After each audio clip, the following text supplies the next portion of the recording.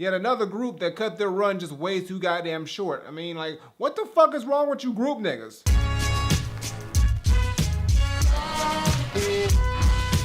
What's going on, everybody? It's the Granddad of Granddad Wooly, and you are here again for another edition, CD Case Studies. Today, we're going into the book and talking about one of my favorite groups of all time. They ran shit in the mid-2000s. They wasn't even on no hip-hop shit. They was on some other shit that was just fucking dope as fuck. But we talking about the fusion, the group collective of Cee-Lo Green and Danger Mouse. Voltron them niggas together, and you got the one, the only, the Gnarls themselves, Gnarls Barkley. So we're going to go open the book right here.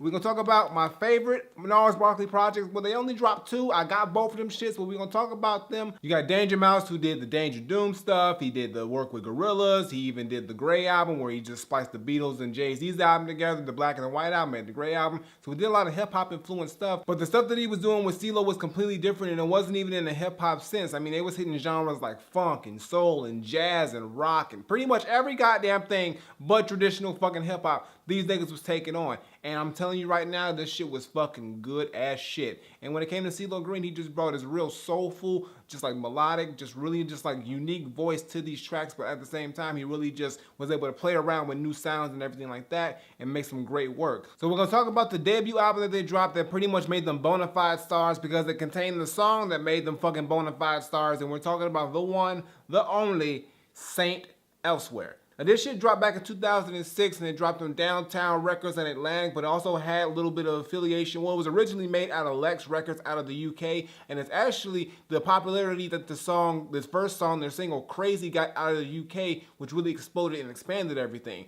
This was like the most played song or the most charted song and like UK radio history was Crazy. And then when it got so big that it kind of spilled over into the States, and then when the States started playing Crazy, at first I wasn't too crazy about Crazy, y'all. I was like, it's cool. I wasn't too like hype about the shit. And like literally, I did not even like pay attention to Gnarls Barkley. The album had dropped and shit like that, but I was like, yeah, I just wasn't too crazy about fucking Crazy. But people was loving this song, but I was like, man. And then fast forward to a little bit later, it's a little story time, y'all. So I was in school, I was in college at this point, and like I said, I was chilling in the cafeteria. I think I was eating me a nice little croissant, sausage croissant that the lunch lady had made for me. And then I was sitting there watching MTVU, because that's all they fucking played. And they ended up playing a music video for the song Smiley Faces, which is off this album. And the video for this song was very unique as well, because they had like Gnarls Barkley in like different eras of time where like music was prolific, like with different artists. So you can see like they were hanging out with like the Beatles and like Louis Armstrong and a whole bunch of other people. And it just says like these people, Gnarls Barkley, or this group Gnarls Barkley, was like this mysterious enigma that just was always around through the test of musical history and time. But the way that they played it and incorporated them into the actual real clips of these real artists playing, like from back in the 50s and the 60s and shit, was really fucking dope. And the song was dope as well. And I was like, okay, I think I'm gonna give Gnarls Barkley a chance. And when I went and copped the album, I felt fucking stupid as shit, y'all, because this album is fucking great. I mean, not only is Smiley Faces dope, I actually grew to like fucking Crazy over time. So I thought Crazy was dope over time. They also had Gone Daddy Gone. They had Go Go Gadget Gospel, Just a Thought, The Last Time. I mean, this whole album was pretty much so fucking fire and dope. And it was so unique because there was like literally so many different genres that they just played around with and used. The production on here landed from rock to soul to pop, even a little bit of hip hop, but it wasn't that much. But it's just like Danger Mouse just showed his range of production on this album, and it just showed how dope of a producer he was. And from this, I became even a bigger fan of Danger Mouse. And Cee-Lo himself, I was familiar with Cee-Lo, the stuff he did with Goody Mob, and you know, the singles he would be on here and there. But this really made me appreciate Cee-Lo as a singer and an artist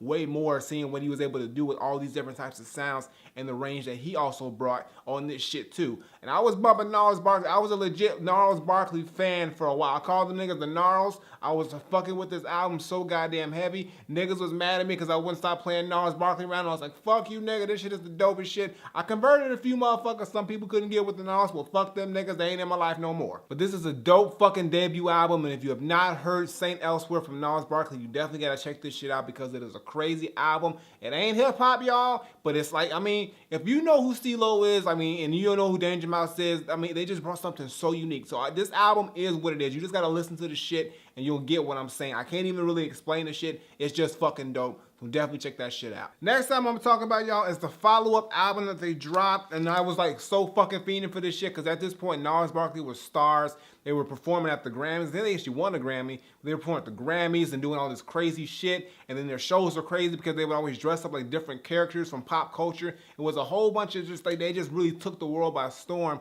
And then they came back for the re-up and they dropped their follow-up album. Hold on, this shit is weird. This cover is fucking weird. I got it upside right up. But he's talking about the one album that they dropped after this shit, and I thought it was fucking dope, but for some reason this shit just didn't catapult like it should have. And I'm talking about The Odd Couple. Now, this shit dropped in 2008, and it is the official follow-up to Saint Elsewhere, and I think that this album is even better than Saint Elsewhere to me. But the problem with this album is that it didn't get as much clout and fucking success and fame and notoriety as Saint Elsewhere, and it's because of some various reasons. First of all, the first single that they dropped was called Run, A Natural Disaster. When they dropped the video for that shit, they had like Justin Timberlake in there, and they did like this whole like dance TV show and shit. They had like these weird strobe effects in the video that could possibly cause people to have fucking seizures, so they wouldn't allow them to play the song on any major outlets. So not a lot of people knew that this fucking song or album existed based off the first single when the album dropped, because like the video wasn't playing nowhere and Gnarls Barkley really wasn't a radio play type, you know,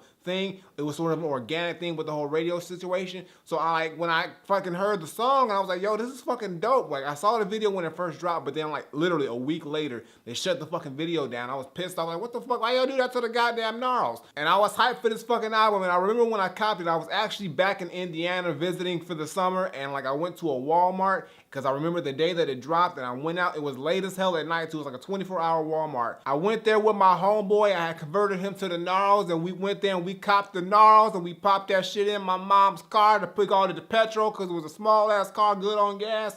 Popped that shit in, and good God, this album right here is so fucking dope. I like this album so much better than Saint Elsewhere, and that's not even a knock at Saint Elsewhere. I just think this album was put together so fucking dopely. You got tracks like Charity Case and Who's Gonna Save My Soul and Run and Going On, just to name a few, but this whole album is fucking dope. I think the production on here is better. It's like even beefed up, and it's just like, it shows that Gnarls Barkley, the group, has got their fucking mojo and they got their chemistry down 100%, and they really just stepped it up from the first album. And I really think that this album should have got a lot more attention than it should have. It kind of just flew under the radar for some fucking reason. And then after that, I think the album leaked too. That's what happened too. The album fucking leaked too. So that shit happened. So the video got fucked up and the album fucking leaked. So like everything got jacked up, and I think after that, like the Gnarls was gonna make another album, but then some shit happened, and like we ain't get another Gnarls album. I'm still waiting for it. I think I'm the only one still waiting for a new Gnarls Barkley album. But who gives a fuck? The shit is fucking dope.